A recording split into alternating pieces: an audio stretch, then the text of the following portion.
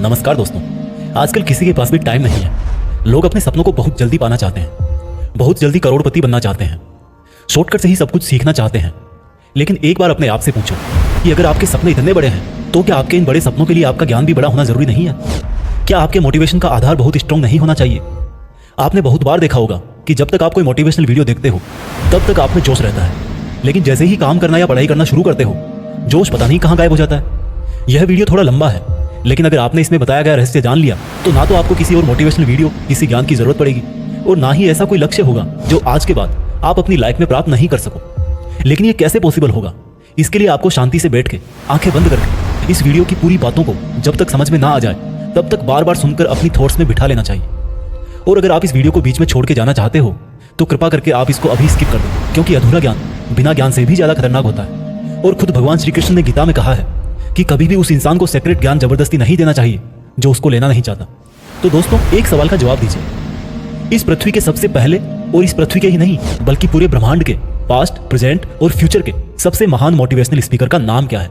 जी हाँ, बांसुरी बजाने वाले भगवान कृष्ण, जिन्होंने आज की तारीख से ना जाने कितने ही युगों पहले महाभारत के युद्ध के मैदान में एक ऐसा ज्ञान दिया था जो आज 21वीं सदी की दुनिया पर आज के लोगों की लाइफ स्टाइल पर भी एकदम सही बैठता है। और यह जानकर के बड़े बड़े लोग और रिसर्च करने वाले हैरान हो जाते हैं कि ऐसा कैसे हो सकता है। उस महाभारत के युद्ध के मैदान में दिए गए ज्ञान को पढ़कर Albert Einstein, Mahatma Gandhi, Swami Vivekananda, Annie Besant, Sunita Williams जैसे और ना जाने कितने लोगों ने भी अपना जीवन बदल लिया। अगर आप यह सोचेंगे कि भागवत गीता में सिर्फ यह लिखा है कि भगवान की पूजा कैसे करते हैं तो आप गलत हैं, क्योंकि भागवत गीता सिर्फ एक किताब या धार्मिक ग्रंथ नहीं है, बल्कि इसमें वो नॉलेज है जो इस पृथ्वी पर जितने भी लोग जन्म लेकर आते हैं उनको यह सिखाता है कि इस दुनिया में सपने पूरे कैसे किए जाते हैं, पर्सनैलिटी कैसे बनाते हैं, पॉजिटिव एनर्जी कहाँ से लाते हैं, खुशी क्या होती है, कितनी भी बड़ी प्रॉब्लम का सॉल्यूशन कैसे ढूंढते हैं, डिसीजन कैसे लिया जाता है, किसी भी ब्रेकअप के सदमे से बाहर कैसे निकलते हैं, इमोशनली स्टेबल कैसे होते हैं, किसी भी बिजनेस को सक्सेसफुल कैसे बनाते हैं, मेहनत कैसे की जाती है, हम क्या हैं और कौन है, जिंदगी जीने का सही तरीका क्या है, मरने के बाद हमारे साथ क्या होता है, ये ब्रह्मांड कैसे बना, क्या भगवान है और अगर है तो कहां है, क्या आप भी पुनर्जन्म लेंगे, ये लाइफ रियल है या एक इल्यूजन या एक सपना। दोस्तों, इस भागवत गीता के ज्ञान ने ही एक दुखी और हारे हुए, धनुष नीचे गिरा देने वाले अर्जुन को महाभारत के महान युद्ध का सर्वश्रेष्ठ योद्धा और विजेता बना दिया। अगर आप भी अपनी जिंदगी में किसी मकसद को लेकर आगे बढ़ रहे हो तो मेरा यकीन मानो कि आप भी अपनी जिंदगी की समस्याओं के जंग के मैदान के अर्जुन हो, और इसलिए उस गीता ज्ञान को जानना आपकी चॉइस नहीं बल्कि आपका अधिकार है।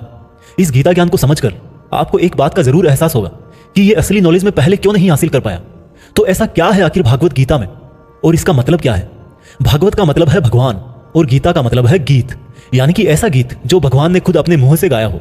भागवत गीता संस्कृत में लिखी गई है, लेकिन इसका ट्रांसलेशन आपको बहुत जगह पर हिंदी, इंग्लिश और अलग अलग भाषाओं में मिल जाएगा। वैसे तो भागवत गीता को जितना समझोगे उतना ही कम है, लेकिन फिर भी इस वीडियो में मैंने गीता के पूरे 18 अध्याय 700 श्लोक पढ़कर उनको आज की जनरेशन के हिसाब से, स्टूडेंट के हिसाब से, बिजनेसमैन के हिसाब से अपने करियर में, अपनी लाइफ में, अपने रिलेशनशिप में और अपनी प्रॉब्लम्स में कैसे यूज करते हैं वह बताया है। दोस्तों, मैं यहाँ पर पूरे 18 चैप्टर कवर करूंगा और कोई भी चैप्टर शुरू करने से पहले मैं आपको यह बताऊंगा कि उसमें आप क्या सीखने वाले हो, फिर उस चैप्टर को शॉर्ट में समझाऊंगा और उसके बाद उससे सीखने वाली चीजों को डिटेल में समझाऊंगा। अगर आपको यह जानना है कि आखिर भगवान को खुद ज्ञान देने की जरूरत क्यों पड़ी, ये पांडव और कौरव कौन थे और इस महाभारत के युद्ध की शुरुआत कैसे हुई, तो आप मुझे नीचे कमेंट्स में बता सकते हैं, मैं उसका भी वीडियो आपको अलग से दे दूंगा। तो चलो अब मैं आपको सीधा ले चलता हूं कुरुक्षेत्र के युद्ध के मैदान में, जहां पर पांडव और कौरव युद्ध करने के लिए आमने सामने खड़े हैं। भागवत गीता अध्याय 1, सेना का निरीक्षण। दोस्तों, गीता के पहले अध्याय से आपको यह सीखने को मिलेगा कि ऐसी कौन सी सबसे पहली चीज है जो आपको लाइफ में आगे बढ़ने से रोकती है। भले ही आप में बहुत नॉलेज हो, आप में बहुत काबिलियत हो, लेकिन उस एक चीज की वजह से आप सही डिसीजन नहीं ले पाते और अपना काम नहीं कर पाते हैं। इसके साथ साथ सपने से हकीकत में इंसान कैसे बदल जाता है वह भी हम जानेंगे। कौरवों में दुर्योधन बहुत खुश हो रहा था, उसके पास बहुत बड़ी सेना थी, भीष्म पितामह थे, गुरु द्रोणाचार्य और गुरु कृपाचार्य जैसे बड़े बड़े योद्धा थे। पांडवों की सेना में अर्जुन, भीम सहित 5 पांडव, भगवान कृष्ण, अभिमन्यु, द्रौपदी के 5 पुत्र आदि थे। अब यह युद्ध पूरी तरह से पारिवारिक युद्ध ही था। पांडवों और कौरवों के लिए गुरु द्रोणाचार्य और कृपाचार्य दोनों एक ही थे, दादा भीष्म भी एक ही थे। साथ ही साथ पांडव और कौरव दोनों खुद भी चचेरे भाई थे, लेकिन हर कोई जीतने के इरादे से आ रखा था। रणभूमि में जब जोर से युद्ध की घोषणा के लिए शंखनाद हुआ तो अर्जुन ने अपने सारथी भगवान कृष्ण से कहा कि हे कृष्ण, मेरे रथ को दोनों सेनाओं के बीच में एक बार ले जाकर के खड़ा कर दो, ताकि मैं ये देख सकूं कि मुझे किनको मारना है। ऐसा सुनकर भगवान कृष्ण ने अर्जुन के रथ को कौरवों की सेना के सामने वहां पर ले जाकर के खड़ा कर दिया, जहां पर कौरवों की सेना में अर्जुन के दादा भीष्म पितामह और गुरु द्रोणाचार्य खड़े थे। और गुरु द्रोणाचार्य ने ही अर्जुन को तीर चलाना भी सिखाया था। अर्जुन ने युद्ध के मैदान में जिधर भी देखा वहां दोनों तरफ ही सिर्फ परिवार वाले नजर आ रहे थे। ये देखकर अर्जुन बहुत दुखी हो गए और कृष्ण से बोले, यहाँ तो हर कोई मेरा सगा संबंधी ही है, मैं अपने ही लोगों को युद्ध में नहीं मार सकता। मुझे इस राज्य के लिए तो क्या, अगर कोई तीनों लोक भी दे तो भी मैं ऐसा युद्ध नहीं करूंगा जिसमें मुझे अपनों को ही मारना पड़े। इस तरह से अर्जुन पूरे दुखी होकर और खुद को कोसते हुए अपने धनुष को छोड़कर रथ में वापस जाकर बैठ गए।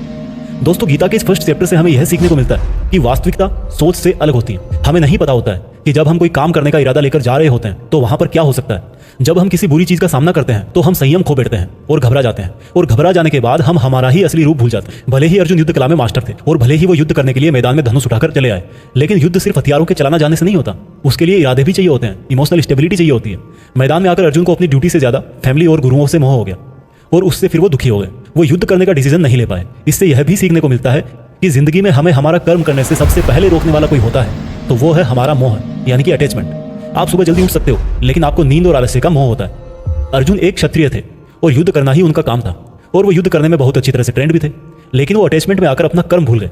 इसलिए अगर लाइफ में आपको चुनौतियों से लड़ना है तो आपको अपने अटैचमेंट को सेक्रीफाइस करना आना चाहिए। दोस्तों, इसको आप इस तरह से भी समझ सकते हो। मान लो आप किसी से बहुत प्रेम करते हो, लेकिन वह मनुष्य आपकी प्रेम की कदर नहीं करता। ऐसे में आपको उसका प्रेम पाने का मोह नहीं होना चाहिए, क्योंकि अटैचमेंट किसी भी तरह का हो, जब तक वो है आप अपनी लाइफ के अर्जुन नहीं बन पाओगे। भागवत गीता अध्याय 2, गीता का सार। दोस्तों, गीता के दूसरे अध्याय से हमें इमोशनल स्टेबिलिटी, आत्मा, मृत्यु, पुनर्जन्म, डिसीजन मेकिंग के बारे में सीखने को मिलता है, और गुस्से का सबसे बड़ा रीजन और उसका सॉल्यूशन क्या है, कैसे आप किसी भी कंडीशन में खुश रह सकते हो और मेहनत कैसे करते हैं, यह भी आपको सीखने को मिलेगा। जब अर्जुन ने युद्ध करने से मना कर दिया तब सारथी श्री कृष्ण ने अर्जुन से कहा कि अर्जुन, ये तुम्हें अचानक से क्या हो गया? जिस तरह की कमजोर बातें तुम बोल रहे हो वो तुम जैसे महान योद्धा के मुंह से बिल्कुल अच्छी नहीं लगती। इसलिए अपने इस मन की कमजोरी को छोड़कर युद्ध के लिए वापस खड़े हो जा। अर्जुन बोले कि मैं किस तरह से अपने ही गुरुजी द्रोणाचार्य और दादाजी भीष्म पितामह को मारने के लिए अपना धनुष चला सकता हूं, क्योंकि ये तो मेरे लिए हमेशा से ही भगवान की तरह रहे हैं। इस युद्ध को करने से अच्छा है कि मैं भिखारी बन जाऊं, क्योंकि अपनों को ही मारूंगा तो जीत में भी मेरी हार ही है। मैं सही और गलत को नहीं समझ पा रहा, इसलिए मेरा मार्गदर्शन करो कृष्ण। श्री कृष्ण मुस्कुराकर अर्जुन को देखने लगे। भले कोई इंसान उनसे कुछ मांगे और वो दे ही ना, ऐसा भी कभी हो सकता है क्या? यहीं से शुरू होता है भागवत गीता का वो ज्ञान जो आपको भी अर्जुन बनकर ध्यान से सुनना और समझना चाहिए। श्री कृष्ण बोले कि अर्जुन, ये तुझे अचानक से क्या हो गया? तुझ जैसे इंसान को किसी दूसरे की मृत्यु को लेकर नहीं डरना चाहिए। और वैसे भी तुझे क्या लग रहा है, ये लोग तेरे मारने से मर जाएंगे और तू ही इनको मारेगा? इन सब लोगों का और तुम्हारा भी पिछला जन्म भी था और अगला जन्म भी होगा। इसलिए जैसा तुम सोचकर दुखी हो रहे हो वह ज्ञान तुम्हारा अधूरा है। और रही बात इनकी मृत्यु का तुझे पाप लगने की, तो ये समझ ले, इनको मारने वाला तू नहीं बल्कि मैं हूं। तू तो इनकी मौत का सिर्फ एक कारण है, और ये लोग मरने के बाद भी मेरे ही पास आएंगे, क्योंकि ये लोग शरीर नहीं है बल्कि आत्मा है, और आत्मा को किसी भी तरह से नष्ट नहीं किया जा सकता। आत्मा तो अगले जन्म के लिए इस शरीर को उसी तरह से छोड़ देती है जिस प्रकार से तुम अपने पुराने कपड़े बदलकर नए पहनते हो। हे अर्जुन, जन्म देने वाला और मारने वाला मैं ही हूं। और ये बता, क्या तू किसी मरे हुए इंसान को जिंदा कर सकता है? अगर तू मरे हुए को जीवन नहीं दे सकता तो जीवित को भी नहीं मार सकता, क्योंकि जीवन देने वाला भी मैं हूं और मारने वाला भी मैं हूं, और इनकी मौत मैंने तेरे ही हाथों लिखी है। और अर्जुन, अगर तुझे ऐसा लगता है कि आत्मा भी मरती है तो ये जान ले कि आत्मा जैसे जन्म लेकर मरती है वैसे ही मरने के बाद प्रकृति का चक्कर पूरा करने के लिए उसको फिर से जन्म लेना पड़ेगा। इस प्रकार से भी आत्मा नष्ट नहीं हुई, और जब प्रकृति ऐसे ही चलती है तो भला तू इसका जिम्मेदार कैसे हुआ? अर्जुन, जिस क्षत्रिय को जीवन में युद्ध करने का अवसर प्राप्त होता है वो ना केवल भाग्यशाली है बल्कि उसका तो धर्म और कर्म ही युद्ध करना है। और अगर तूने ये युद्ध नहीं किया तो इसका मतलब यह होगा कि तूने अपना धर्म और कर्म अच्छी तरह से नहीं निभाया, और इसलिए तेरे नाम के साथ कलंक जुड़ जाएगा। और तेरे जैसे अर्जुन के लिए तो कलंक उसकी मौत से भी बड़ा है। जो लोग तुझे बहुत सम्मान दिया करते थे वही लोग तेरी बहुत बुराइयां करेंगे, तेरी वीरता पर सवाल उठाएंगे। इसलिए अर्जुन, तू सुख दुख, हार जीत और फायदे नुकसान को छोड़कर अपने विचारों को स्थिर कर और युद्ध के लिए धनुष उठा, जिससे या तो तू युद्ध में मारा जाकर मेरी ही शरण में आएगा या फिर विजेता बनकर धरती पर ही सुख भोगेगा। हे अर्जुन, तुमने आज तक जितना भी सीखा है वो मेरे इस ज्ञान के आगे बहुत छोटा है। तुम काम करने के पहले ही उसके परिणाम के बारे में सोच लेते हो, जबकि तुम्हें यह जान लेना चाहिए कि फल देने वाला मैं हूं और कर्म करने वाले हो तुम। तुम अपना काम करो, मैं अवश्य अपना काम करूंगा। इस बात पर अर्जुन ने श्री कृष्ण से सवाल किया कि आपने मुझे अपने विचारों को स्थिर यानी कि अपने इमोशंस और थॉट को कंट्रोल करने को कहा है, तो यह मैं कैसे करूं? इस पर श्री कृष्ण बोले कि जो व्यक्ति अपने मन की सभी इच्छाओं और अपने सभी कर्मों के फल के बारे में सोचना बंद कर देता है वही स्थिर बुद्धि कहलाता है। ऐसे व्यक्ति को ना तो खुद के साथ बुरा होने से दुख होता है और ना ही किसी अच्छे काम में खुशी होती है, जिसके मन से हर प्रकार का डर, भावना और क्रोध नष्ट हो गए हैं, जो शुभ अशुभ के चक्कर से बाहर निकल गया है, जो इस प्रकार से अपनी इच्छाओं को वश में कर लेता है जैसे कोई कछुआ खुद को खुद में ही समेट लेता है, उस मनुष्य की बुद्धि स्थिर हो जाती है। क्योंकि अपनी इच्छाओं के बारे में सोचते रहने से हमें वो इच्छाएं अच्छी लगने लगती है। इच्छाएं अच्छी लगने लगती है तो फिर उन इच्छाओं को पूरा करने का मन करता है।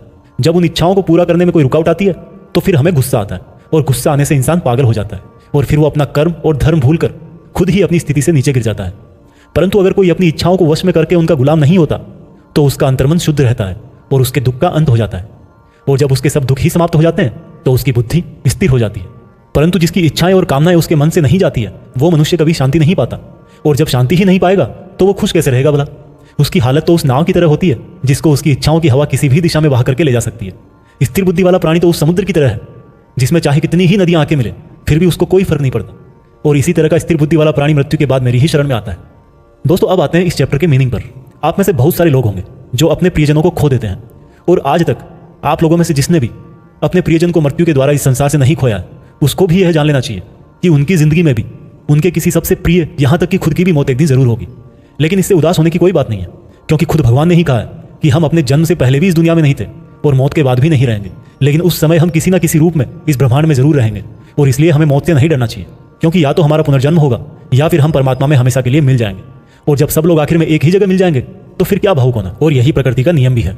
और हम कोई शरीर नहीं है जो हमें डरने की जरूरत है, हम आत्मा है और उसी का अंश है जिसको हम भगवान कहते हैं। और अगर हमें बनाने वाला भगवान है तो फिर हमें उससे ही मिलने का प्रयत्न करना चाहिए। ये दुनिया तो मात्र उस ईश्वर का एक मायाजाल है। अब दोस्तों, अर्जुन डिसीजन नहीं ले पा रहे थे। जब भी हम कोई डिसीजन लेते हैं तो एक तरफ हमारा अटैचमेंट होता है और दूसरी तरफ वो होता है जो हमें करना चाहिए।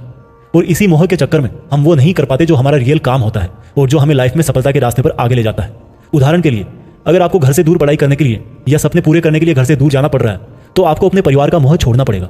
इसी तरह से आपको हर डिसीजन में यह देखना है कि आपकी लाइफ में मोह कौन कौन से हैं और आपके कर्तव्य के लिए जरूरी क्या है। इसके बाद बात करते हैं कि हमारी प्रॉब्लम्स का सबसे बड़ा कारण क्या है और उनका सबसे बड़ा सोल्यूशन भी क्या है। दोस्तों, हमारे दुखों का सबसे बड़ा कारण है हमारा अपनी इच्छाओं के बारे में सोचना। जब हम अपनी इच्छाओं के बारे में सोचते हैं तो समय बीतने के बाद हम उनको पूरा करने की भी कोशिश करते हैं, और जब वो कोशिशें नाकाम हो जाती है तो हमारे अंदर गुस्सा पैदा हो जाता है। और गुस्सा ऐसी चीज़ है जिसको अगर किसी ने शरीर छोड़ने के पहले नहीं छोड़ा तो कभी आप अपने जीते जी खुश नहीं रह पाओगे। आप हमेशा अपने आप को समस्याओं से घिरा हुआ ही पाओगे, क्योंकि ये दुनिया तो सिर्फ आपका ही रिफ्लेक्शन है। अब आप यह भी बोलोगे कि अगर जिंदगी में कोई इच्छा ही नहीं रखेंगे तो सक्सेस कैसे हासिल होगी, नाम कैसे कमाएंगे। तो दोस्तों, इसके बारे में भगवान कृष्ण ने कहा है कि सबसे पहले आप अपने कर्म को पहचानिए, यानी कि आपके लिए ऐसा क्या करना जरूरी है जो आपको अपना लक्ष्य प्राप्त करवाएगा। और उसके बाद सफल होने की उम्मीद या असफल होने का डर मन में पैदा किए बिना अपने काम को ऐसे करें जैसे वो काम आप नहीं बल्कि खुद भगवान कर रहे हैं। और इस तरह से आपकी हिम्मत कभी नहीं टूटेगी, क्योंकि आपको यह लगेगा कि ये काम मैं नहीं बल्कि मेहनत भगवान कर रहे हैं।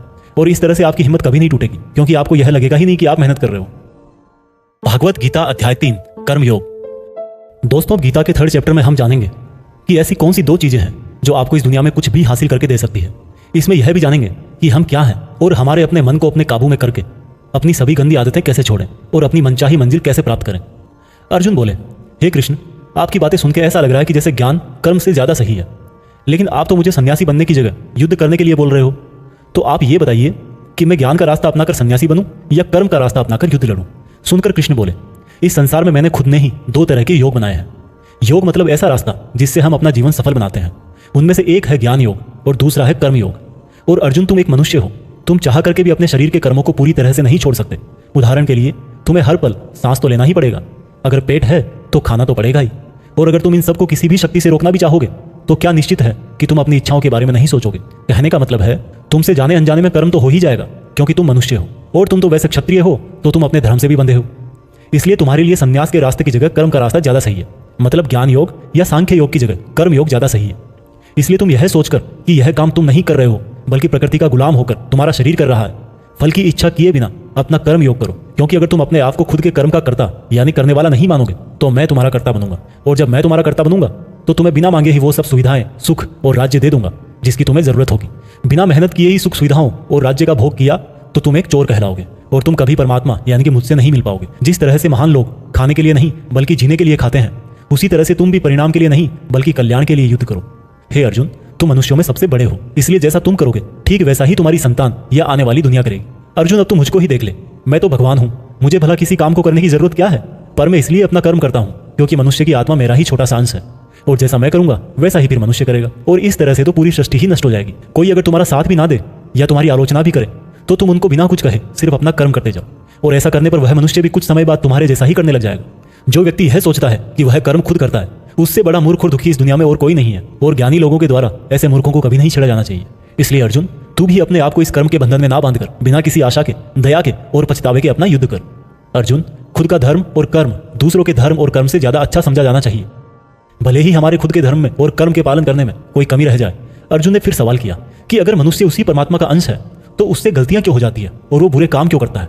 भगवान श्री कृष्ण बोले कि मनुष्य शरीर भोग विलास करना चाहता है क्योंकि उसकी प्रकृति वैसी ही है, इसलिए अगर उसकी इच्छा पूरी नहीं होती तो उसको क्रोध आता है। और जिस तरह धुएं की वजह से आग दिखाई नहीं देती, उसी तरह से काम और क्रोध की वजह से मनुष्यों को अपना धर्म, कर्म और परमात्मा दिखाई नहीं देते, और इसी वजह से क्रोध और कामनाओं में आकर मनुष्य अपनी इंद्रियों और मन पर नियंत्रण खो देता है और ना चाहते हुए भी बुरे काम और गलतियां कर बैठता है। अर्जुन, तो हमेशा याद रखना, इस शरीर से ज्यादा शक्तिशाली है इसकी इंद्रियां, इंद्रियों से ज्यादा शक्तिशाली है मन, मन से शक्तिशाली है बुद्धि, और बुद्धि से ज्यादा शक्तिशाली हो तुम, यानी कि तुम आत्मा। इसलिए अर्जुन, तू अपनी आत्मा से अपनी बुद्धि को वश में कर। बुद्धि मन को वश में करेगी, मन इंद्रियों को वश में करेगा, और इंद्रियां शरीर को, यानी कि तुम्हारे बुरे कर्मों को। दोस्तों, अब श्री कृष्ण की कही गई बातों को हम आज की लाइफ के हिसाब से समझते हैं। देखो, इस दुनिया में रिजल्ट दो ही चीजों से आते हैं, ज्ञान और कर्म, मीन्स नॉलेज और एक्शन, लेकिन दोनों अलग अलग हैं। आज की दुनिया में हम दोनों चीजों को आपस में रिलेट करके देखेंगे। हमारे लिए नॉलेज भी उतना ही जरूरी है जितना एक्शन। नॉलेज का मतलब यह नहीं है कि आप सिर्फ एग्जाम पास करने के लिए सिलेबस को रटते हो, बल्कि नॉलेज का मतलब यह है कि आप सबसे पहले ये जानो कि आपके गोल्स क्या हैं, आपकी कैपेबिलिटीज और आपके इश्यूज क्या क्या हैं, और इन सबको मिलाकर गोल्स तक पहुंचने की आपकी प्लानिंग क्या है। यह है आपका नॉलेज, यानी कि ज्ञान योग। इसके अलावा आपको एक और चीज जाननी चाहिए कि मेरे भाई, आप शरीर नहीं हो, आप एक आत्मा हो। आपकी आत्मा यानी आप खुद अपने इमोशंस, अपनी थॉट्स और अपनी एक्टिविटीज से बहुत ऊपर हो। और अगर आप ऐसा सोचोगे तो मैं दावे के साथ कह सकता हूं, आप 99% नहीं बल्कि 100% अपनी प्रॉब्लम से ऊपर उठ जाओगे। इसके बाद इस चैप्टर में दूसरा रास्ता बताया गया है, कर्म योग, यानी कि आपके शरीर के एक्शंस। एक्शंस के लिए भगवान ने यह बोला है कि हमें कभी यह नहीं सोचना चाहिए कि काम हम कर रहे हैं, और जब हम ये सोचेंगे कि काम नहीं कर रहे तब इसके दो फायदे होंगे। एक तो ये कि आप अपनी मेहनत के रिजल्ट को लेकर टेंशन में नहीं रहोगे, और दूसरा ये कि आप इमोशनली स्टेबल होकर अपनी बेस्ट मेहनत कर पाओगे। इसके साथ साथ आपको कभी भी अपने बुरे या अच्छे रिजल्ट को खुद पर लेकर दुख नहीं करना चाहिए, क्योंकि श्री कृष्ण की बातों के अनुसार मनुष्य को सिर्फ कर्म करने का अधिकार दिया हुआ है। इसके अलावा आप अपनी किसी भी बुरी आदत से कैसे छुटकारा पाएं, इसको बहुत ही आसान शब्दों में बताया गया है कि आप अपने आप को उस परमात्मा का ही छोटा सा रूप, यानी कि आत्मा समझो, और आत्मा के ध्यान से अपने ब्रेन को और ब्रेन से अपने मन को काबू में करोगे, और इसके बाद में आपका मन अपने आप आपके सभी फिजिकल सेंसेस यानी कि इंद्रियों को काबू में कर लेगा। और जब आपकी इंद्रियां आपके काबू में हो जाएगी तब बुरी आदत छोड़ना तो क्या, कुछ भी मुश्किल नहीं है। भागवत गीता अध्याय 4, दिव्य ज्ञान। गीता के चौथे अध्याय से हम जानेंगे कि भगवान कब और किस रूप में धरती पर आते हैं, भगवान को कैसे प्राप्त किया जाता है, गुरु से ज्ञान कैसे लिया जाता है, ज्ञान लेना क्यों जरूरी है। श्री कृष्ण बोले कि अर्जुन, जो महान गीता ज्ञान मैं तुझे बता रहा हूं वो मैंने बहुत पहले ही इसी पृथ्वी पर बताया था, लेकिन समय के साथ वो लुप्त हो गया।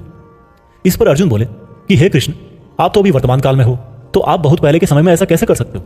श्री कृष्ण बोले कि अर्जुन, तुझे नहीं पता कि तेरे और मेरे कितने जन्म हो चुके हैं। जब जब इस संसार में धर्म का नाश होता है तब तब मैं अधर्म का नाश करने इस धरती पर मानव रूप में आता हूं, और कर्म करके अपना शरीर यहीं छोड़कर वापस चला जाता हूं। जिस तरह से कोई शिष्य मुझे बहुत प्रेम करता है, उसी प्रकार से मैं भी अपने शिष्यों से बहुत प्रेम करता हूं। मैंने भले ही इस संसार को बनाया है, लेकिन मैं फिर भी यह नहीं सोचता कि यह मैंने बनाया है। इसलिए मनुष्य को भी कर्म करते समय यह नहीं सोचना चाहिए कि मैं कर रहा हूं। जो मनुष्य किसी भी कर्म के फल और सुख दुख से परे होकर कर्म करता है वही सबसे अच्छा है। जिसको अपने शरीर पर कोई घमंड नहीं होता, उसको वश में रखता है, वही मनुष्यों में सबसे ऊंचा है। और अर्जुन, जो मनुष्य इस धरती में खुश नहीं रह पाता वो परलोक में भी खुश नहीं होता। इसलिए किसी भी मनुष्य को अपने गुरु को पहचान कर, अपनी इंद्रियों को जीत कर, अपना लालच छोड़कर उनकी सेवा करके उनसे वह ज्ञान सीखना चाहिए जिससे बड़े बड़े पापी भी मेरी शरण में आ जाते हैं। जिस तरह से आग सूखी लकड़ियों को जला देती है, उसी तरह से गुरु से सीखा हुआ ज्ञान भी हर अज्ञान को मिटा देता है। हमेशा कर्म करने वाला और हमेशा मुझ में श्रद्धा रखने वाला ही मुझको प्राप्त कर पाता है। इसलिए जिसने भी कर्म योग से सभी कर्मों को और खुद को अकर्ता मानते हुए परमात्मा को अर्पण कर दिए हैं, ऐसे मनुष्य को उसके कर्म कभी नहीं बांधते। इसलिए अर्जुन, तू भी मेरे इस दिए हुए ज्ञान से यह समझ कि कर्म तू नहीं बल्कि मैं कर रहा हूं। दोस्तों, इस चौथे चैप्टर में यह साफ कहा गया है कि जब भी धरती पर मानवता का नाश होता है और नेगेटिव एनर्जी लोगों में ज्यादा होती है, तब तब भगवान किसी भी रूप में आकर धर्म को फिर से स्थापित करते हैं। इसमें यह भी बताया गया है कि अगर किसी से आपको कुछ सीखना है तो सबसे पहले आपके मन में उसके प्रति रेस्पेक्ट होनी चाहिए, कोई लालच नहीं होना चाहिए और बुरी भावना भी नहीं होनी चाहिए। और ये नॉलेज लेना और सीखना हमारे लिए जरूरी क्यों है? क्योंकि हम चाहे किसी भी फील्ड में हो, ऑब्वियस सी बात है कि हमें उस फील्ड के गुरुओं से ज्ञान तो लेना ही पड़ेगा। और ज्ञान ऐसा तरीका है जो इस लाइफ में आपके टारगेट से और उस लाइफ में आपके परमात्मा से मिला सकता है। भागवत गीता अध्याय 5, कर्म संन्यास योग। भागवत गीता के 5वें चैप्टर में हम जानेंगे कि अपने गोल्स को कैसे प्राप्त किया जाता है और किस तरह से हमारा शरीर हमको आलस में बांधने की कोशिश करता है। अर्जुन बोले, हे श्री कृष्ण, मैं अभी भी यह नहीं समझ पा रहा हूं कि मेरे लिए कर्म ज्यादा अच्छा है या कर्मों से संन्यास। श्री कृष्ण बोले, देखो अर्जुन, भले ही संन्यास और कर्म दो अलग अलग रास्ते हों, लेकिन दोनों की मंजिल एक ही है और वो है भगवान। जो व्यक्ति अपने मन को भटकने नहीं देता, जो कर्म करके भी यह समझता है कि कर्म उसने नहीं बल्कि परमात्मा ने किया है, और जो सभी जीव जंतुओं को उसी परमात्मा का हिस्सा मानता है, वह मनुष्य मरने के बाद परमात्मा में ही मिल जाता है। महान पुरुष अपना हर काम खुद के विचारों को साफ करने और दूसरों का कल्याण करने के लिए ही करते हैं। परमात्मा कभी भी मनुष्यों को बुरा काम करने के लिए नहीं उकसाता, बल्कि लोग खुद ही अपने क्रोध और मोह में आकर बुरे कर्मों के साथ साथ उनके फलों का भी निर्माण करते हैं। मैं तो बस उनका फल उन्हीं को वापस देता हूं। इस शरीर को चाहे कितना ही सुख दे दो, उसकी इच्छाएं तब भी पूरी नहीं होती। इसलिए अर्जुन, तेरे जैसे बुद्धिमान व्यक्ति को शरीर की इच्छाओं में मन नहीं लगाना चाहिए। इस संसार का असली योगी तो वो है जिसने अपने शरीर का नाश होने से पहले अपने क्रोध का नाश कर लिया हो, जो संपूर्ण प्राणियों का हित करता है, जिसका मन किसी भी कर्म में नहीं बंधता और जो अपने भटकते हुए मन को एक जगह केंद्रित करके परमात्मा को याद करता है, वही व्यक्ति सुखी भी है और परमेश्वर सहित सबका प्यारा भी। हे अर्जुन, ये इंद्रियां, मन, बुद्धि, इच्छा, आशा, डर और क्रोध ही तेरे दुश्मन है। इनका त्याग कर। दोस्तों, हमारी बॉडी यानी कि शरीर हमेशा रिलैक्स रहना चाहता है, क्योंकि बाई नेचर शरीर एक निर्जीव चीज ही है अगर उसमें आत्मा ना हो तो। लेकिन हम यह सोच लेते हैं कि मैं तो शरीर हूं, ये मेरी आंखें हैं, ये मेरे हाथ हैं और अब मेरा शरीर मुझे सोने के लिए बोल रहा है।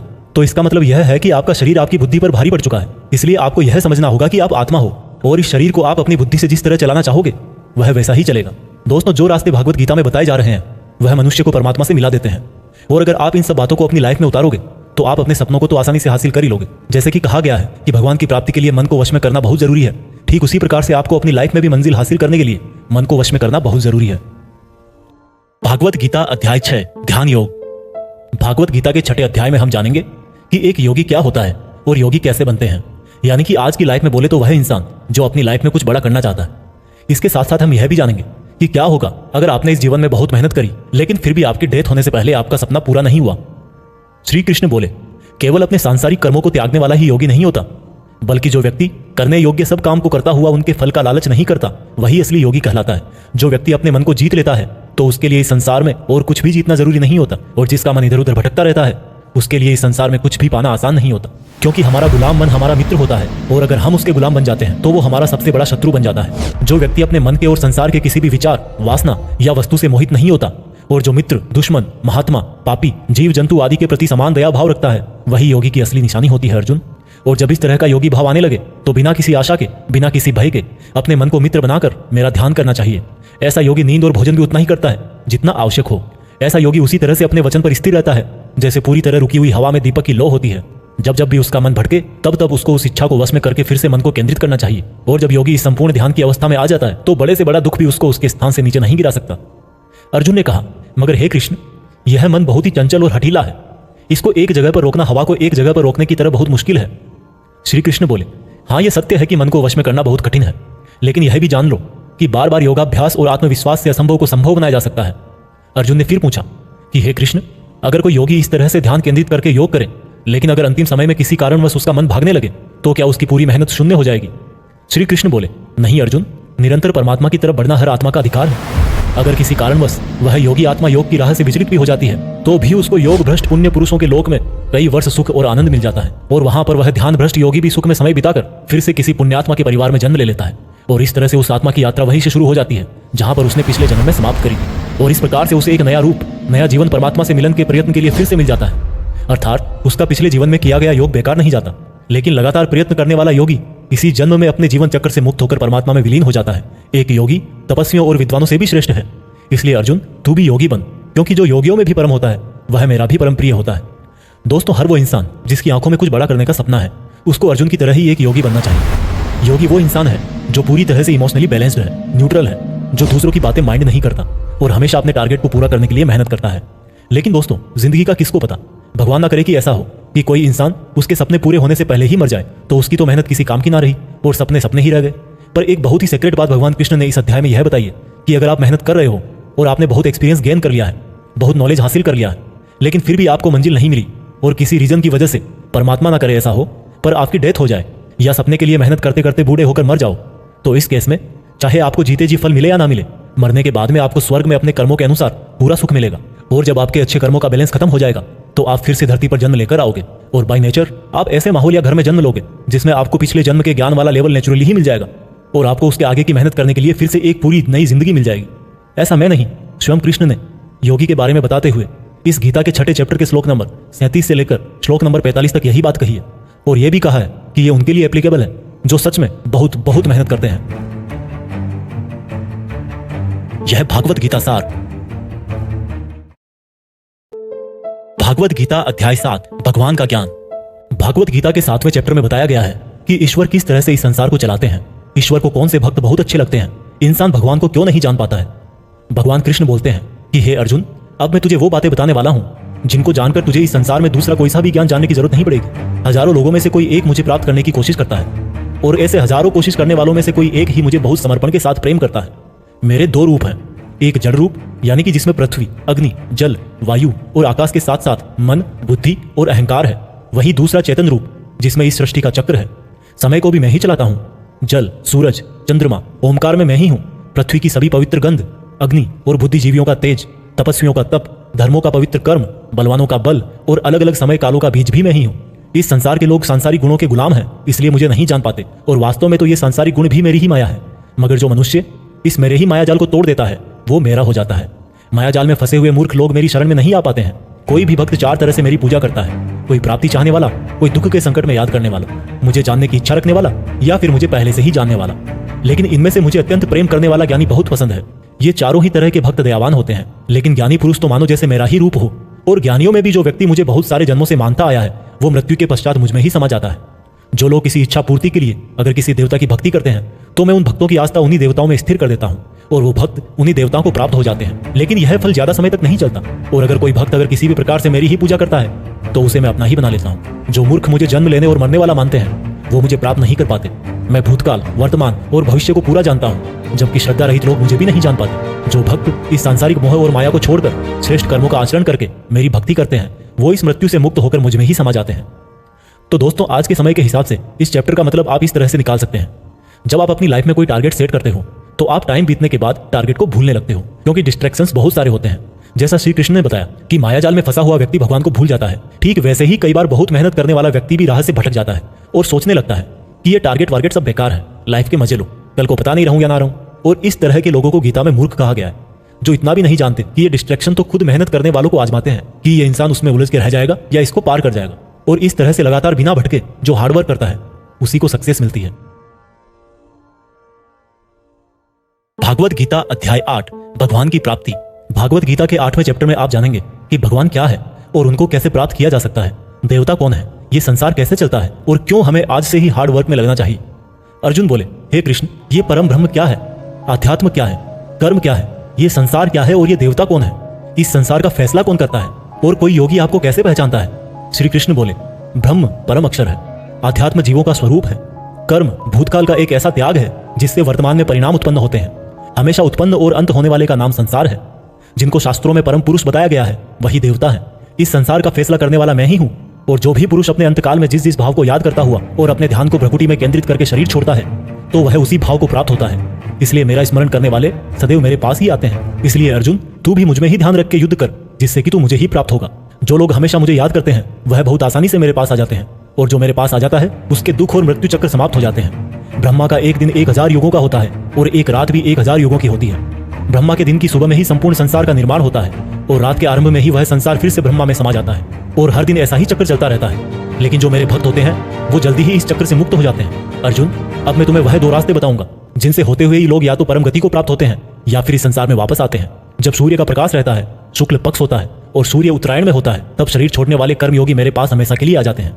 जब रात्रि होती है, कृष्ण पक्ष होता है और सूर्य दक्षिणायन में होता है, उस वक्त पर कर्मयोगी शरीर त्याग कर परलोक में बहुत समय तक तरह तरह के आनंद सुख भोग करके वापस जन्म लेते हैं। केवल एक योगी ही इस रहस्य को जानकर सब कर्मों के फलों का मोह छोड़कर परम ब्रह्म को प्राप्त होता है। दोस्तों, इस चैप्टर का आप आजकल की लाइफ के लिए इस तरह से मीनिंग निकाल सकते हो।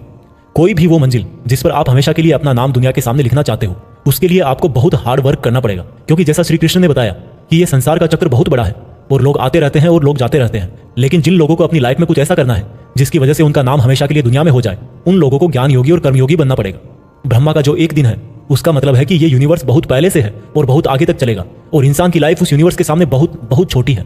इसलिए ऐसा ना हो कि आप लाइफ में सिर्फ सपने सजो के बैठ जाओ और ब्रह्मा जी की शाम हो जाए। भागवत गीता अध्याय 9 अत्यंत गुप्त ज्ञान। भागवत गीता के 9th चैप्टर में हम जानेंगे कि जब हम अलग अलग देवताओं की पूजा करते हैं तो उससे क्या होता है। इसी को हम प्रैक्टिकल लाइफ में लाकर भी जानेंगे। श्री कृष्ण बोले कि हे अर्जुन, अब मैं तुझे बहुत ही गुप्त और बड़ा ज्ञान देने वाला हूँ। वह मनुष्य जो मुझ में श्रद्धा नहीं रखते, वह इस संसार में बार बार दुख भोगने के लिए आते रहते हैं और जाते रहते हैं। मैं ही इस संसार को बार बार बनाता हूँ और मिटाता हूँ। मैं ही मनुष्यों को उनके कर्मों के अनुसार फल देता हूँ, पुनर्जन्म देता हूँ। लेकिन मुझे मेरे काम का बिल्कुल भी मोह और अहंकार नहीं है। मैं यह कर्म करते हुए भी इस कर्म के बंधन में नहीं बंधता। सब कुछ करके भी मैं नहीं मानता कि मैं कुछ करता हूँ। मेरी माया जाल में फंसने वाले और मुझे नहीं समझने वाले मूर्ख लोग और बेकार की आशा और बेकार काम करने वाले लोग हमेशा इसी संसार में फंसे रह जाते हैं। जो वेदों को पढ़ के स्वर्ग प्राप्ति के लिए मेरी पूजा करते हैं, वे लोग इंद्र के स्वर्ग का आनंद भोगते हैं, लेकिन उनके स्वर्ग के सुख तब तक ही चलते हैं जब तक उनके मानव जीवन के पुण्य खत्म नहीं हो जाते, और जब उनके पुण्य खत्म हो जाते हैं उनको वापस इसी पृथ्वी पर जन्म लेने आना पड़ता है। किंतु जो मुझ में मतलब परमेश्वर को ही सब कुछ मानकर अपने कर्म फल को त्याग कर निरंतर प्रेम करते हैं, मैं उनकी न केवल सभी आवश्यकताएं पूरी करता हूं, बल्कि उन्हें सदा के लिए मेरी शरण में भी लेता हूं। देवताओं को पूजने वाले देवताओं के पास, पितरों को पूजने वाले पितरों के पास, राक्षसों को पूजने वाले राक्षसों के पास, और मुझे मानने वाले सदा मेरे पास ही आते हैं। देवताओं, पितरों और भूतों को पूजने वालों का ज्ञान सीमित होता है और उनको फिर से इस मृत्युलोक में आना पड़ता है। इसलिए अर्जुन, तू भी अगर कुछ खाए, दान करे, तप करे और कर्म करे तो मुझ में ही अर्पण करके करना। इस प्रकार से तू मुझको ही प्राप्त हो जाएगा। मेरे लिए प्रिय और अप्रिय सब बराबर है। यहाँ तक कि अगर कोई बहुत ही दुराचारी हो, चाहे स्त्री पुरुष हो, चाहे राजा या भिखारी भी हो, तो वह भी मुझ में आसक्त होकर इस भवसागर से तर जाता है। इसलिए अगर तू भी मुझ में समर्पित रहेगा तो मुझे ही प्राप्त करेगा। दोस्तों, जैसा कि श्री कृष्ण ने कहा कि जो जिसकी पूजा करता है मैं उसको उसी से जोड़ देता हूँ। दोस्तों, इस बात का बहुत गहरा मीनिंग है। हम जिस तरह के इंसान के साथ समय बिताएंगे, टाइम बीतने के बाद में हमारी थॉट्स पर भी उसका असर हो सकता है। इसलिए नेगेटिव थॉट्स वाले लोगों से दूर रहना चाहिए, और जो लोग पॉजिटिव रहते हैं, जिनकी जिंदगी में कुछ करने का मकसद है, उनकी रेस्पेक्ट करनी चाहिए। क्योंकि आज भले ही वो कुछ ना हो, लेकिन जैसा भगवान ने कहा कि जैसी भावना वैसा नतीजा, तो उस प्रकार से सही रास्ते पर चलने वाले एक दिन मंजिल तक पहुंच ही जाते हैं। भागवत गीता अध्याय 10, भगवान की महिमा। भागवत गीता के 10वें चैप्टर में आप भगवान के द्वारा यह जानेंगे कि क्या भगवान का कोई रूप है, भगवान कहाँ कहाँ किस किस रूप में रहते हैं। वैसे तो आपने बहुत बार सुना है कि भगवान ऐसे हैं, भगवान वैसे हैं, यहाँ है, वहाँ है, हर जगह है, पर इसको हम जरा बारीकी से जानेंगे और मैं आपको यह भी बताऊंगा कि क्या इंसान के लिए भगवान को पूरा जानना संभव है। श्री कृष्ण बोले, अर्जुन, तू मेरा सच्चा मित्र है और मुझसे प्रेम करता है, इसलिए अब मैं तुझे मेरे बारे में बताता हूँ। मेरे जन्म को कोई नहीं जानता, लेकिन जो यह जानता है कि मैं कभी नहीं जन्म लेने वाला और कभी नहीं मरने वाला हूँ, वही सबसे बड़ा ज्ञानी है। ज्ञान और मूर्खता, सत्य और झूठ, सुख और दुख, मन और बुद्धि, रचना और नाश, कीर्ति और अपमान सहित सभी भाव वास्तव में मैं ही तो हूँ। इस संसार में जहां जहां जिसकी भी पूजा होती है, वह वास्तव में मैं ही हूँ। जो लोग मुझ में मन और प्राणों को अर्पण करते हैं, उनके ज्ञान के अंधकार को मैं ही ज्ञान के उजाले से रोशन करता हूँ। इस पर अर्जुन बोले कि हे कृष्ण, आपने जो अभी तक खुद के बारे में बताया है, उन सब बातों को मैंने मान लिया है, लेकिन आपकी बातें मेरा और ज्यादा मन मोह रही है। हालांकि आप ही खुद को पूरी तरह से जानते हैं, लेकिन फिर भी मैं आपको किस तरह से मानूं, और अपनी शक्तियों और महिमाओं के बारे में भी बताइए। इस पर श्री कृष्ण बोले कि अर्जुन, वैसे तो मेरे विस्तार का कोई अंत नहीं है, लेकिन फिर भी मेरी जो भी जानकारी तेरे लिए जानना जरूरी है, उससे मैं तुझे बताऊंगा। अर्जुन, सभी समय मुझसे ही बने हैं, भूत, वर्तमान और भविष्य भी मैं ही हूँ। मैं ही विष्णु, सूर्य और चंद्रमा हूँ। वेदों में सामवेद, देवों में इंद्र और इंद्रियों में मन, जीवों में आत्मा, पर्वतों में सुमेर, रुद्रों में शंकर, वसुओं में अग्नि और धन दौलत में कुबेर भी मैं ही हूँ। जल में समुद्र, ग्रहों में बृहस्पति, अड़े रहने वालों में पहाड़, देवर्षियों में नारद, पेड़ों में पीपल, हाथियों में एरावत, मनुष्यों में राजा, गायों में कामधेनु, सर्पों में सर्पराज, नागों में शेषनाग, राजाओं में यमराज, गणनाओं में गणित, पक्षियों में गरुड़, योद्धाओं में श्रीराम, समुद्र में मगरमच्छ, नदियों में गंगा, विद्याओं में ब्रह्म विद्या, विवादों का निर्णय, अक्षरों में ओम, कालों का महाकाल, मंत्रों में गायत्री, महीनों में मार्गशीर्ष, ऋतुओं में बसंत भी केवल मैं ही हूँ। छलों का जुआ, जीतने वालों की विजय, निश्चय करने वालों का निश्चय और भक्त पुरुषों की भक्ति भी मैं ही हूँ। वृष्णवंशियों में कृष्ण यानी कि स्वयं मैं, पांडवों में अर्जुन यानी कि तू, मुनियों में वेदव्यास और कवियों में शुक्राचार्य भी मैं ही हूँ। जीतने वालों की रणनीति और रहस्य रखने वालों का मौन भी मैं ही हूँ। हे अर्जुन, इस ब्रह्मांड में जितना भी जाना और अनजाना है, वह सब मैं ही हूँ और मेरा कोई अंत नहीं है। इसलिए हे अर्जुन, मुझे पूरा जानना तेरे लिए किसी काम का नहीं है। बस तू इतना जान ले कि यह संसार तो मेरे एक छोटे से अंश मात्र से ही चलता है।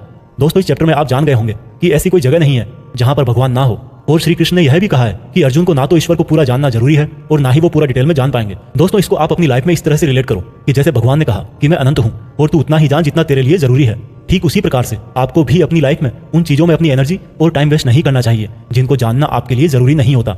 सिर्फ आप इतना ध्यान रखें कि ऐसा कौन सा नॉलेज है जो आपको अपनी मंजिल तक पहुंचाएगा। भागवत गीता अध्याय 11, भगवान का अनंत रूप। भागवत गीता के 11वें चैप्टर में भगवान के विराट रूप के बारे में जानेंगे। अर्जुन बोले, हे कृष्ण, आपके दिए हुए ज्ञान से मेरे संदेह दूर हो गए हैं, लेकिन अगर संभव हो तो मैं आपका महान रूप देखना चाहता हूँ। इस पर श्री कृष्ण ने कहा, अवश्य अर्जुन, परंतु तू इन मानव की आंखों से यह सब नहीं देख पाएगा, इसलिए मैं तुझे यह सब देखने के लिए दिव्य आंखें देता हूँ। इसके बाद जो अर्जुन ने देखा वह वास्तव में कल्पना से परे था।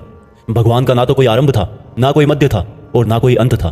परम ब्रह्म से इतना प्रकाश निकल रहा था जितना हजारों सूरज से भी नहीं निकल सकता। अर्जुन ने बहुत तरह के संसारों को श्री कृष्ण में समाहित देखा। अर्जुन ने हाथ जोड़ते हुए श्री कृष्ण से कहा, हे परम ब्रह्म, मैं आपके शरीर में सभी देवों को, सब मनुष्यों को देख रहा हूँ, लेकिन आपके शरीर का ना तो कोई आरंभ दिख रहा है, ना कोई मध्य है और ना ही कहीं अंत। आप में हर तरह के अस्त्र शस्त्र हैं, हर तरह के प्रकाश और सूर्य हैं। स्वर्ग और धरती के बीच का पूरा आकाश मानो आपसे ही भर गया है। कई देवता के समूह आप में प्रवेश कर रहे हैं, कई आपकी वंदना कर रहे हैं, तो कई लोग भयभीत होकर हाथ जोड़े खड़े हैं। आपके अनंत हाथ, पैर, पेट, आंखों, मुंह वाले रूप को देखकर समस्त सृष्टि सहित मैं बहुत व्याकुल हो रहा हूँ। मैं पांडवों, कौरवों की संपूर्ण सेना के महान योद्धाओं को अंत होकर आप में जाता हुआ देख पा रहा हूँ। आपके अनेक तरह के उग्र रूप इस संपूर्ण ब्रह्मांड को बहुत ऊर्जा दे रहे हैं। हे कृष्ण, इतने रूपों में आप कौन से हो? मैं आपको पहचान नहीं पा रहा हूं। इस पर कृष्ण बोले, मैं हर जगह हूं और मैं ही समय हूं। इन सेनाओं के योद्धाओं को नष्ट करने के लिए प्रकट हुआ हूं। इन सब योद्धाओं की मौत मैं पहले ही लिख चुका हूं। तू तो सिर्फ इनकी मौत का कारण है, मारने वाला तो स्वयं मैं ही हूं। इस पर अर्जुन भयभीत लेकिन गदगद होकर बोले, हे भगवान, आपका यह रूप देखकर अब मुझे पता लगा कि क्यों योगी, महर्षि, देवता जैसी आत्माएं आपका पूजन करती है। आप तो सत्य और असत्य से भी परे हैं। आपके इस रूप का वर्णन करने के लिए मेरे पास कोई शब्द नहीं है। आप ही इस जगत के पालनकर्ता और विनाशक हो। आपको कोटि कोटि नमस्कार, आपको कोटि कोटि नमस्कार, नमस्कार। आपके लिए हर दिशा से नमस्कार, क्योंकि आपका कोई आदि नहीं है, मध्य नहीं है और अंत भी नहीं है। हे प्रभु, मैंने जाने अनजाने में आपको भाई, कृष्ण, मित्र कहा है और कई बार लोगों के सामने आपका मजाक भी उड़ाया है। मुझे आपके इस सत्य का पता नहीं था, इसलिए अगर संभव हो तो मुझे क्षमा कीजिए। मैं आपकी वंदना करता हूँ। पिता जैसे पुत्र को और सखा जैसे सखा को क्षमा कर देता है, वैसे ही आप भी मुझे क्षमा करें। आपके इस रूप को देखकर मैं खुश भी हो रहा हूँ और भयभीत भी हूँ, इसलिए अब कृपा करके आप अपना प्रसिद्ध चतुर्भुज विष्णु रूप दिखाइए। मैं आपको मुकुट, चक्र और गदा के साथ देखना चाहता हूँ। इस पर श्री कृष्ण बोले कि अर्जुन, मैंने तेरे आग्रह पे वह रूप दिखाया है जिसको आज तक कोई मनुष्य नहीं देख पाया है और ना ही देख पाएगा। मेरे इस रूप और अनंत आकार को देखकर तू व्याकुल भी ना हो और पागल भी ना हो, और अब तेरी इच्छा अनुसार तू मेरा चतुर्भुजी रूप भी देख। इस प्रकार से श्री भगवान ने अपना चतुर्भुजी रूप दिखाकर अर्जुन का साहस बंधाया और अनंत रूप से उत्पन्न हुई व्याकुलता भी दूर करी। इस पर अर्जुन बोले कि हे कृष्ण, अब मैं आपके इस रूप को देखकर फिर से शांत हो गया हूँ। कृष्ण बोले, अर्जुन, जो चतुर्भुजी रूप तुमने अभी देखा है वो बड़ा ही दुर्लभ है और इसको देखने के लिए देवता भी तरसते हैं। यह चतुर्भुजी रूप किसी भी यज्ञ, दान, तप और वेद से देखा जा सकता है, परंतु अर्जुन, जो तेरी तरह मेरा परम भक्त है, कर्तव्य परायण है, वासना और बैर रहित है, वह अंत में मुझे ही प्राप्त होता है। इसलिए मैंने यह रूप तुझे दिखाया है। दोस्तों, गीता के इस अध्याय से आप आज के टाइम में यह सीख सकते हो कि अगर हम अपनी मेहनत के रास्ते पर सही हैं तो कई बार हमें अपनी सफलता को पाकर विश्वास नहीं होता। हमें पता ही नहीं लगता कि हमने इतनी मेहनत कर ली, और जब सफलता आती है तब भी लगता है कि ये तो बहुत बड़ी है, मैंने इतनी मेहनत तो की ही नहीं थी। और दोस्तों, यही महान लोगों का एक गुण भी है, वो मेहनत करते हैं लेकिन उनको यह भी आभास नहीं रहता कि वो कितनी मेहनत कर रहे हैं। यह उनके बड़प्पन को दिखाता है। भागवत गीता अध्याय 12, भक्ति योग। दोस्तों, गीता के 12वें चैप्टर में हम जानेंगे कि अपने गोल्स पर कैसे अडिग रहें, एक स्टूडेंट को क्या करना चाहिए। अर्जुन ने कहा कि हे भगवान, आपको क्या मानकर पूजना ज्यादा अच्छा है, रूप या फिर निराकार? श्री कृष्ण ने कहा, जो भक्त मन को एकाग्र करके श्रद्धा से युक्त होकर मुझ सगुण रूप परमेश्वर को भजते हैं वह मुझे योगियों में श्रेष्ठ लगते हैं, परंतु जो भक्त अपनी इंद्रियों को वश में करके मन बुद्धि से परे मेरे अविनाशी रूप पर ध्यान लगाते हैं वह मुझे ही प्राप्त होते हैं। जो भक्त अपने कर्मों को मुझ में अर्पण करके मेरा चिंतन करते हैं वो भी मुझे ही प्राप्त होते हैं। इसलिए तू मन को मुझ में ही लगा, और अगर तेरे लिए मन को वश में करना संभव नहीं है तो तू योग द्वारा मुझको प्राप्त करने का प्रयत्न कर। जिसके क्रोध और सभी द्वेष समाप्त हो गए हैं वह भक्त मुझे बहुत पसंद है। अगर तू मन को रोकने के अभ्यास में भी असफल है तो तू मेरे लिए ही कर्तव्य परायण हो जा और कर्म फल का त्याग कर दे। अभ्यास से ज्ञान श्रेष्ठ है, ज्ञान से मुझ परमेश्वर का ध्यान श्रेष्ठ है, और इस ध्यान से भी श्रेष्ठ है सभी कर्मों के फल का त्याग करना, जिससे तुरंत ही शांति मिलती है। जो व्यक्ति हर तरह के सुख दुख, शस्त्र और मित्र भाव, लाभ हानि, मोह और इच्छा, हर तरह के मौसम से मुक्त है और सभी प्राणियों को बराबर देखता है, और जो अपने मन और इंद्रियों को पूरी इच्छा शक्ति से वश में किए है वही परमानंद के लिए श्रेष्ठ है। जो निंदा और प्रशंसा को एक समान समझता है, जो किसी भी स्थान पर किसी भी भोजन के साथ रह सकता है, वह भक्त मुझे श्रेष्ठ लगता है, और उनमें भी जो निष्काम भाव से अपना कर्म और मेरी सेवा करते हैं वह मुझे अति प्रिय है। दोस्तों, इस चैप्टर में बताया गया है कि आपको अपने खुद के पुराने अनुभवों से सीखना चाहिए। एक स्टूडेंट को या एक उस इंसान को जो अपनी लाइफ में कुछ बड़ा करना चाहता है उसको कम खाना चाहिए और हर तरह के इमोशन में सिर्फ यह सोचना चाहिए कि खुद का सपना कैसे पूरा करूं। यह भागवत गीता सार सुन रहे हैं। भागवत गीता अध्याय 13, क्षेत्र क्षेत्रज्ञ विभाग योग।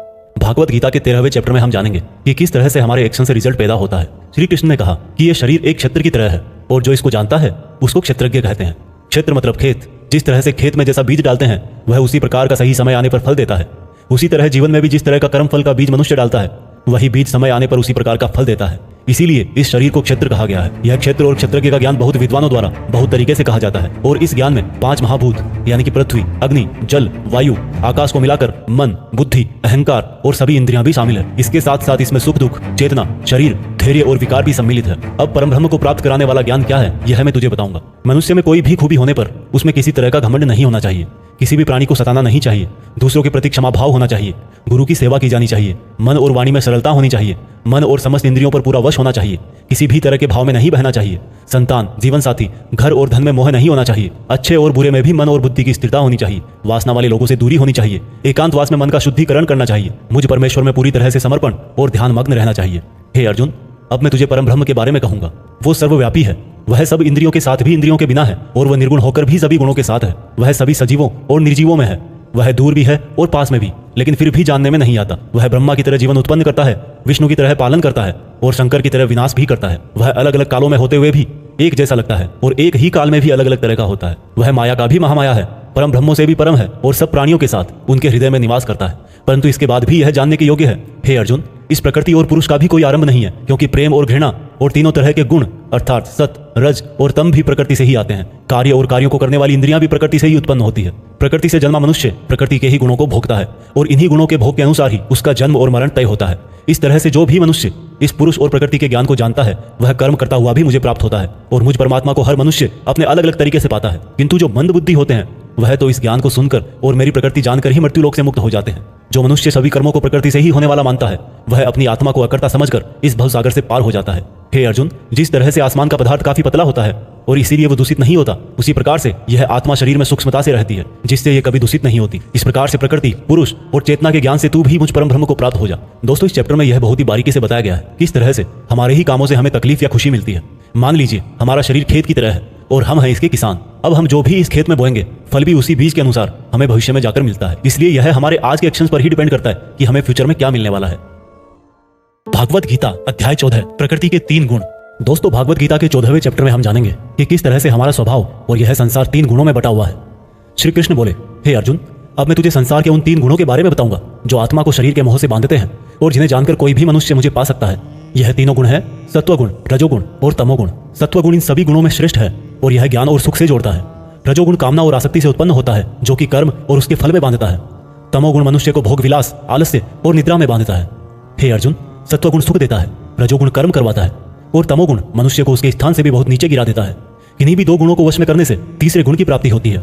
जिस पल मन में शांति और ज्ञान बढ़ा हुआ लगे उस समय यह मानना चाहिए कि सत्वगुण बढ़ रहा है। जिस पल मन में लालच और स्वार्थ का आभास हो उस समय रजोगुण बढ़ता है। जिस समय मन में अंधकार, विषयों में आसक्ति, आलस्य और निद्रा हो उस समय मनुष्य में तमोगुण होता है। सत्वगुण में मरने वाला मनुष्य परमात्मा को प्राप्त होता है। रजोगुण वाला मनुष्य फिर से जन्म लेकर मनुष्य बनता है और तमोगुण वाला प्राणी अगले जन्म में कीट पतंग बनता है। सात्विक कर्म का परिणाम है सुख, राजस कर्म का परिणाम है दुख और तामस कर्म का परिणाम अज्ञान होता है। जो व्यक्ति इस बात को जानता है कि यह 3 गुण ही उससे सब काम करवाते हैं तब वह अपने कर्तापन से और इस संसार से मुक्त हो जाता है और इस तरह से सोने, पत्थर और मिट्टी को एक जैसा समझने वाला मनुष्य परम ब्रह्म अर्थात मुझे प्राप्त हो जाता है। दोस्तों, यह 3 प्रकार सात्विक, राजस और तामस हमारी डेली लाइफ में बहुत यूजफुल है। अगर आप मेहनत करके कुछ उम्मीद नहीं करोगे तो आप हमेशा खुश रहोगे। अगर आप किसी अच्छे रिजल्ट की कामना करके मेहनत कर रहे हो तो कोई गारंटी नहीं कि खुशी होगी या दुख होगा। अगर आपने किसी का नुकसान करने के लिए कर्म किया है तो यह निश्चित है कि किसी न किसी समय आपको ही दुख मिलेगा। भागवत गीता अध्याय 15 पुरुषोत्तम योग। दोस्तों, गीता के 15वें चैप्टर में बताया गया है कि किस प्रकार से यह दुनिया एक इल्यूजन है और कैसे हम इसमें उलझकर रह जाते हैं। श्री कृष्ण बोले कि यह संसार बरगद के एक उल्टे पेड़ की तरह है जिसकी जड़ें ऊपर है और डालियां, पत्ते नीचे की तरफ। पत्तियां वेदों को दिखाती हैं और डालियों के अंत में फल कार्य फल के जैसा है। इस पेड़ की जितनी भी शाखाएं हैं वो 3 तरह के गुण यानी कि सत्व, रज और तम से ही बनी है। इसकी जड़ों में स्वयं परमात्मा विराजमान है। इस पेड़ की शाखाओं के अंत में नई कोंपले मनुष्य की इच्छाओं को दिखाती है। यह पेड़ हर दिशा में इस तरह से बढ़ा रहता है कि ज्ञान के अभाव में मनुष्य इसमें उलझकर ही रह जाता है और जो इस पेड़ के रहस्य को जान लेता है वह परम ब्रह्म को प्राप्त हो जाता है। इसलिए इस माया वाले जीवन रूपी बरगद के पेड़ को ज्ञान की कुल्हाड़ी से काटकर उचित योग का पालन करके उस परम ब्रह्म को ढूंढना चाहिए और जिसका मान, मोह, सम्मान, अपमान सभी नष्ट हो गए हैं और बुद्धि स्थिर हो गई है वह पुरुष इससे मुक्ति पा सकता है। और मुक्ति पाकर जिस परम पद को वे पुरुष प्राप्त होते हैं उसको कोई भी सूरज रोशन नहीं कर सकता, क्योंकि वह मेरा परम धाम है। हे अर्जुन, इस मानव शरीर में आत्मा मेरा ही अंश है और यह आत्मा ही मृत्यु के बाद दूसरे शरीर में चली आती है। यह शरीर कान, आंख, त्वचा, जीभ, नाक और मन से ही इन इंद्रियों का और वासनाओं का सेवन करता है और यह केवल ज्ञानी जन ही जानते हैं। इस संसार में शरीर नाशवान है और आत्मा अविनाशी है और इन सब में सबसे श्रेष्ठ है परमात्मा जो कि सब लोगों का पालन पोषण करता है। इसलिए मैं ही पुरुषोत्तम हूँ। दोस्तों, इस चैप्टर में हमने देखा कि हम जिंदगी में बहुत बार उस चीज के पीछे भागते हैं जिसको हासिल करके भी हमारी इच्छा खत्म नहीं होती। हम जितनी इच्छाएं पूरी करते हैं उतनी ही और बढ़ जाती हैं। इसलिए उस इंसान को जिसको लाइफ में कुछ बड़ा करना है उसको अपने डिटर्मिनेशन से उन इच्छाओं के जाल को काट देना है, तभी वह इस इल्यूजन वाले ट्री से परमात्मा को यानी कि आपकी पर्सनल लाइफ के केस में सक्सेस को ढूंढ पाएगा। भागवत गीता अध्याय 16 2 स्वभाव। दोस्तों, गीता के 16वें चैप्टर में बताया गया है कि मनुष्य के कौन से 2 नेचर या बिहेवियर होते हैं। श्री कृष्ण बोले, हे अर्जुन, इस संसार में 2 तरह के स्वभाव हैं, देवीय स्वभाव और असुरी स्वभाव यानी कि देवता के समान और राक्षस के समान। पहले मैं तुझे देवीय स्वभाव के बारे में बताऊंगा। कभी भय ना करना, अपने मन को शुद्ध रखना, हमेशा परमात्मा को ही याद करना, इंद्रियों को वश में रखना, धर्म ग्रंथों का पाठ करना, किसी भी जीव को कष्ट नहीं देना, हर तरह के भाव में सम रहना, हर जीवात्मा को बराबर समझना, कभी क्रोध और मोह ना करना, क्षमा करना, धैर्य रखना और यहाँ तक कि अपने ही गुणों का भी अभिमान नहीं करना देवीय स्वभाव है। अब मैं तुझे असुरी स्वभाव बताऊंगा। घमंड, क्रोध, सांसारिक आसक्ति, नफरत, अज्ञान, वासनाएं, आशाएं करना और शरीर को इंद्रियों के वश में रखना असुरी स्वभाव है। असुरी स्वभाव वाले ना तो सम्मान से बात करते हैं और ना ही सत्य बोलते हैं। बुरे कर्मों से जिनका स्वभाव पूरी तरह से नष्ट होकर बुद्धि मंद हो चुकी है और जो इस संसार में सिर्फ नाश का कारण ही बनते हैं इन व्यक्तियों की इच्छाएं कभी पूरी नहीं होती। उन व्यक्तियों का सुख सिर्फ इंद्रियों के सुख तक ही सीमित है। वह हमेशा और अधिक वस्तुएं प्राप्त करने में ही लगे रहते हैं। वह हर काम को करने वाला खुद को ही मानते हैं। वे सिर्फ दिखावे के लिए ही धर्म और दान करते हैं। देवीय स्वभाव से मुक्ति होती है, जबकि असुरी स्वभाव से बंधन उत्पन्न होता है। असुरी स्वभाव वालों को तो मैं बार बार असुरों में ही जन्म देता हूँ। इस तरह से असुरी हमेशा नीचे गिरते रहते हैं। हे अर्जुन, काम, क्रोध और लोभ ही नरक के 3 द्वार हैं। इसलिए इनको जितना जल्दी हो छोड़ देना चाहिए। जो भी मनुष्य इन तीनों नरक के द्वारों को छोड़ देता है वह तो फिर मेरे ही आश्रय में आता है। इसलिए हे अर्जुन, तू शास्त्रों सहित इस देवीय स्वभाव को प्राप्त करके आगे बढ़ता जा। दोस्तों, इस चैप्टर का मीनिंग तो आपको आसानी से समझ में आ ही गया होगा। आखिर में जो 3 नेगेटिव फैक्टर्स बताए गए हैं, वासनाएं, गुस्सा और लोभ, यह सबसे बड़े दुश्मन है। इनसे जरा बच के रहना। भागवत गीता अध्याय 17, श्रद्धा के रूप। दोस्तों, गीता के 17वें अध्याय में आप जानेंगे कि कर्मों को, भोजन को, यज्ञ को, तप को, ज्ञान वगैरह को कौन से 3 भागों में बांटा गया है। अर्जुन बोले, हे कृष्ण, जो मनुष्य शास्त्रों को छोड़कर देवों की पूजा करते हैं वो क्या है, सात्विक, राजस या तामस। कृष्ण बोले, हे अर्जुन, जो व्यक्ति देवों को पूजते समय जिस तरह का विचार रखते हैं वे उसके हिसाब से ही सात्विक, राजस या तामस बनते हैं। सात्विक लोग देवताओं को पूजते हैं, राजस यक्ष और राक्षसों को, और तामस प्रेतों को। जो मनुष्य शास्त्रों से दूर रह के भी मन से कठिन निर्णय लेता है और कर्म करता है और कर्म को ही तप मान करके करता है, वह भी इस संसार से मुक्त है। जिस तरह से भोजन भी सात्विक, राजस और तामस होता है, उसी तरह से यज्ञ, तप और दान भी 3-3 प्रकार के होते हैं। फलों से किया गया भोजन सात्विक होता है। राजस भोजन स्वाद में तीखे, जैसे कि मीठे, खट्टे, बहुत गर्म आदि होते हैं। और तामस भोजन में जैसे दुर्गंध वाले, बिना रस के, अधपके, अपवित्र आदि हैं। इस तरह यज्ञों में शास्त्र विधि से नियत और फल की इच्छा रहित किया गया यज्ञ सात्विक है। केवल फल प्राप्ति को ध्यान में रखकर किया गया यज्ञ राजस यज्ञ है। शास्त्रों के विरुद्ध, दान रहित और श्रद्धा रहित किया गया यज्ञ तामस यज्ञ है। इसी तरह से तपों में ऐसा तप जो फलों की इच्छा से रहित हो, सात्विक तप कहलाता है। किसी वस्तु की प्राप्ति के लिए किया गया यज्ञ राजस तप कहलाता है, और किसी की हानि करने के लिए किया गया तप तामस तप कहलाता है। इस प्रकार से दान में बिना खुद को श्रेय दिए जिसको जो आवश्यकता हो वह दान कर दिया जाए और यह समझा जाए कि दान ही कर्तव्य है, वह दान सात्विक दान कहलाता है। जैसे कि भूखे को खाना खिलाना, वस्त्रहीन को वस्त्र पहनाना, अकाल क्षेत्र में अन्न दान करना। जो दान उसके फलों को दृष्टि में रखकर खुद का मान बढ़ाने के लिए, स्वर्ग की प्राप्ति के लिए और दान के बदले में वापस प्रत्युपकार की चाह में दिया गया हो, वह राजस दान कहलाता है। जो दान बिना सम्मान के किसी को अपमान करके बलपूर्वक दिया जाता है या किसी अयोग्य को दिया जाता है तो उसको तामस दान कहते हैं। श्रद्धा सहित, फल की इच्छा रहित और जगत कल्याण के लिए किया गया दान, यज्ञ और तप मनुष्य को इस संसारी माया से मुक्त करके मुझ में विलीन करता है। दोस्तों, इस चैप्टर में आपने सुना कि हर कर्म के 3 प्रकार होते हैं और इन कर्मों को करते टाइम आपके मन में जैसी भावना या जैसा मकसद होता है उसी तरह से आपको फल मिलता है। और ये तीनों प्रकार हैं सत, रज और तम।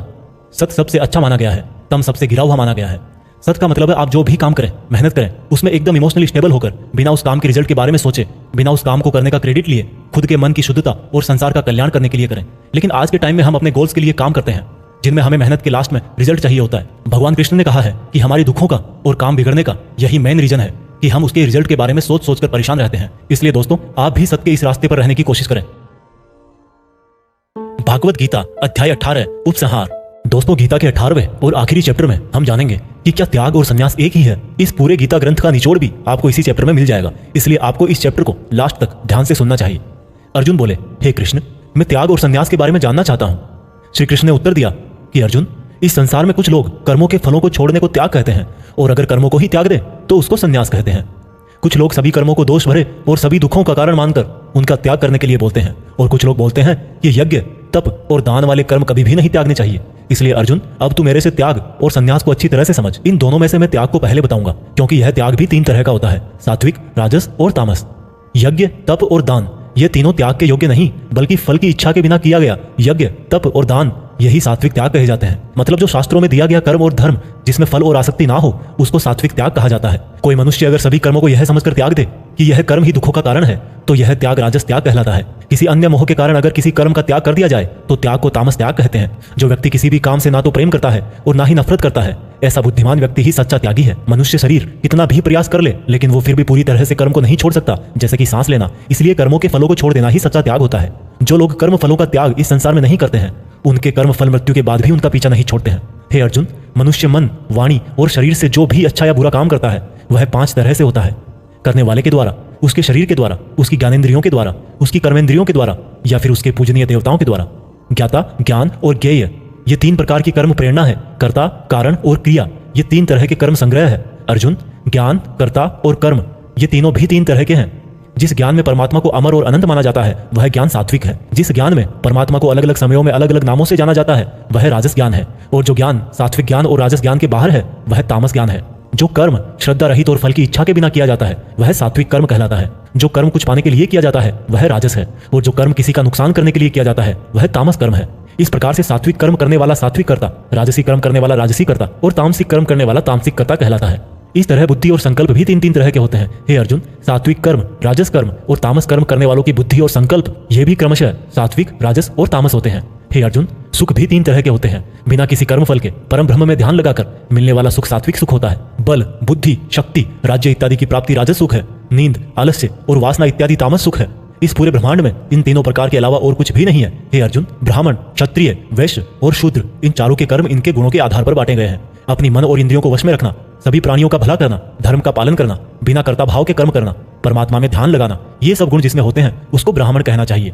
बल, बुद्धि, दान, वीरता, शासन ये सब क्षत्रिय के कर्म है। खेती, व्यापार इत्यादि वैश्य का काम है तथा इन सब वर्णों की सेवा करना शूद्र का कर्म है। हे अर्जुन, दूसरों के धर्म और कर्म से तो अच्छा है भले ही कम गुणों वाला हो, लेकिन अपना ही कर्म और धर्म निभाएं, और ऐसा करना ही मोक्ष के द्वार खोलता है। मानव कर्मों में कुछ ना कुछ कमियां तो रहती ही है, फिर भी उसको खुद का कर्म नहीं छोड़ना चाहिए। जिस तरीके से कोई व्यक्ति भगवान को पा सकता है वह अब मैं तुझसे सारांश में कहूंगा। हमेशा और हल्का भोजन करने वाला, हमेशा और हल्का भोजन करने वाला, अपने देश का धर्म निभाने वाला, इच्छाओं का त्याग करके एकांत में ज्ञान का अध्ययन करने वाला, मन, वाणी, शरीर को वश में रखने वाला, लाभ हानि, सजीव निर्जीव, मित्र शत्रु इन सबको बराबर समझने वाला, घमंड, बल, मोह रहित और शांति सहित भगवान से अनंत भक्ति प्रेम करने वाला सदा के लिए मेरे पास आ जाता है। इस तरह का ब्रह्म योगी ना तो कोई आशा करता है, ना ही स्वयं को या दूसरों को दोष देता है, और ना ही दुख और सुख में विचलित होता है। इस तरह का परम योगी सब कर्म करता हुआ भी स्वयं को कर्ता ना समझकर मुझ परमात्मा को ही कर्म करने वाला समझता है। हे अर्जुन, इस तरह से तू भी इन बातों को समझकर अगर अपना धर्म और कर्म निभाएगा तो तू भी मुझ में परम पद पाएगा। और अगर तू इस तरह बोलकर कि मैं युद्ध नहीं करूंगा, मेरे ज्ञान को नहीं मानेगा, तो अपने धर्म, कर्म और परमार्थ से भटक जाएगा और नष्ट हो जाएगा। हे अर्जुन, तेरे अंदर भी मैं ही हूँ, इसलिए तू सब मोह छोड़कर और इस माया से बाहर निकलकर अपना कर्म और धर्म युद्ध कर। इसी से तू मुझ भगवान के धाम में ऊंचा स्थान प्राप्त करेगा। अर्जुन, मैंने पूरे रहस्यमय और गोपनीय ज्ञान तुझे अच्छी तरह से बता दिए हैं, फिर भी तू अब जो समझ कर करना चाहे वैसा करना। लेकिन अर्जुन, तू मुझे बहुत ही प्रिय है, इसलिए मेरा ही भक्त बन और मुझे ही सदा प्रणाम कर। मैं प्रतिज्ञा करता हूँ कि ऐसा करने से तू मेरे ही पास आएगा। फिर भी यदि तुझे ऐसा लग रहा है कि तू पाप करने जा रहा है, तो जब तू मेरी ही शरण में आ जाएगा तो मैं तेरे पूरे पापों को माफ कर दूंगा। इसलिए तू दुखी मत हो। और अर्जुन, तू इस दिव्य ज्ञान को उस व्यक्ति से मत कहना जो इसको सुनना नहीं चाहता, या भक्ति और कर्म नहीं करना चाहता, या परमात्मा में दोष निकालता हो। परंतु तू जिस भी मेरे भक्त को मेरा प्रिय समझकर यह ज्ञान कहेगा, वह भक्त इस संसार में मेरा सबसे प्रिय भक्त होगा। इस गीता ज्ञान को समझना ही वास्तविक ज्ञान यज्ञ है, और इस ज्ञान यज्ञ से भी कोई भक्त मुझे प्राप्त कर सकता है। हे अर्जुन, अब मुझे यह बता, क्या तेरा अज्ञान मिट गया है? अर्जुन उठकर बोले, हे परम ब्रह्म श्री कृष्ण, मैंने आपका संपूर्ण ज्ञान अपनी बुद्धि में बिठा लिया है और अब मैं स्थिर हूँ, और जैसा आपने मार्गदर्शन किया है मैं ठीक उसी प्रकार से अपने कर्तव्य और धर्म का पालन करूंगा। दोस्तों, चाहे कितनी भी मुश्किलें आए, जो इंसान खुद भगवान कृष्ण की इन बताई गई बातों को फॉलो करता है, उनको अपने जीवन में उतारता है, उसकी ना केवल पूरी प्रॉब्लम सोल्व हो जाती है, बल्कि उसे जीने का, अपने सपनों को हासिल करने का तरीका भी पता लग जाता है। कुछ लोग ये भी बोलते हैं कि गीता ज्ञान सिर्फ हिंदू धर्मों का ग्रंथ है, जबकि भगवान ने खुद कहा है कि व्यक्ति जाति और धर्म से नहीं, गुणों से ब्राह्मण होता है, और इस भागवत गीता पर सभी मनुष्यों का बराबर हक है। आज की ये दुनिया कर्म भूमि है। कर्म और मेहनत का सिद्धांत सबके लिए एक होता है। इसलिए आप सब लोग इस गीता ज्ञान को बार बार सुने, हर एज के पुरुष और महिलाओं को सुनाएं, ताकि आप अपनी कर्मस्थल के अर्जुन बनकर अपने जीवन का लक्ष्य हासिल कर सको। जय श्री कृष्णा, जय हिंद, वंदे मातरम।